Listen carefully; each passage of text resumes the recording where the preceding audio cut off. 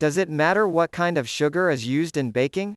The baking recipes I use specify many kinds of sugar, e.g., caster, raw, white, soft, etc. Generally, I always just use raw sugar, mainly for convenience. Does it really make a difference? Yes, sugar is often used as a wet ingredient in baking. That means it needs to be dissolved in the water in order to prevent too much gluten from being produced, making the result fluffy, flaky, and not chewy. Different sugars hold different amounts of moisture. For example, brown sugar holds more than white, and using sugar with crystals that are too large or too small will make the texture come out completely wrong. Too small and your cake will be rubber, too large and your biscuit will fall apart. Also, if you're using the sugar for creaming with fat, you generally need to use a coarser sugar.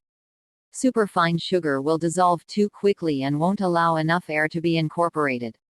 Confectioner's sugar is good for creaming but has completely different properties from crystal sugar. It's been processed and has cornstarch added, so you can't just substitute in equal quantities. Of course, it goes without saying that the taste is different as well. But even more important than the taste are the solubility characteristics which, as explained above, will have noticeable effects on other parts of the recipe.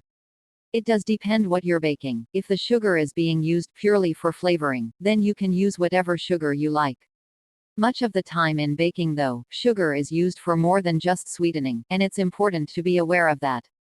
If the sugar is being creamed or dissolved, don't substitute unless you're sure you know what you're doing. There's also a difference between brown and white sugar even though they have roughly the same texture, consistency. Cookies will be chewier if you use more brown sugar.